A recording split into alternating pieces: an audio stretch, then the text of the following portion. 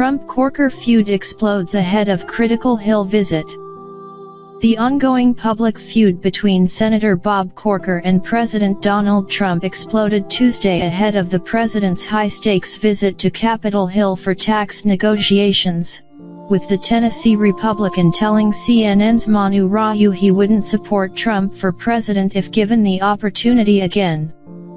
The president had earlier accused Corker, who is retiring, of blocking his party's efforts on tax cuts.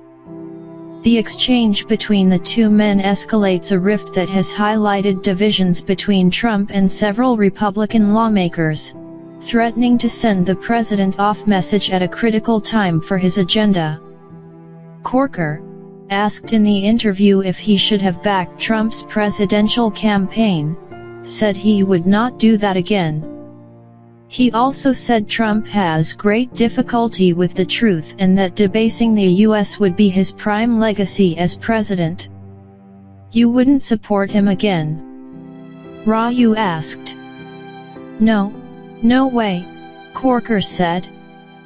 Corker said Trump has proven himself unable to rise to the occasion. I think many of us, me included, have tried to, intervene, and I have had a private dinner and have been with him on multiple occasions to try and create some kind of aspirational approach, if you will, to the way that he conducts himself, Corker said. I don't think that that's possible. He's obviously not going to rise to the occasion as president. Asked if he thought the president was a role model for children, Corker, the chairman of the Senate Foreign Relations Committee, said, "No, absolutely not. I think the things that are happening right now that are harmful to our nation, whether it's the breaking down of we are going to be doing hearings on some of the things that he purposely is breaking down relationships we have around the world that have been useful to our nation," he said. But I think at the end of the day, when his term is over, I think the debasing of our nation, the constant non-truth telling, just the name-calling, I think the debasement of our nation will be what he'll be remembered most for, and that's regretful. Corker also declined to answer if he trusts Trump to handle the nuclear codes, and later told reporters, "I've seen no evolution from Trump." After the CNN interview aired, Trump on Twitter called Corker the incompetent head of the Foreign Relations Committee.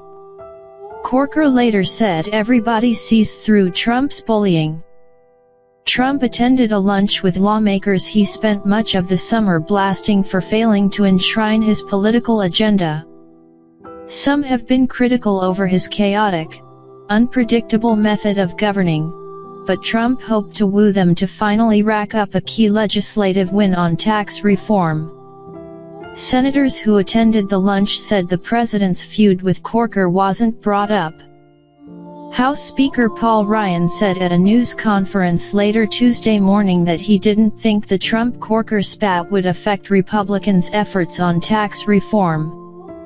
"I know Bob, who supported the budget, wants to get tax reform.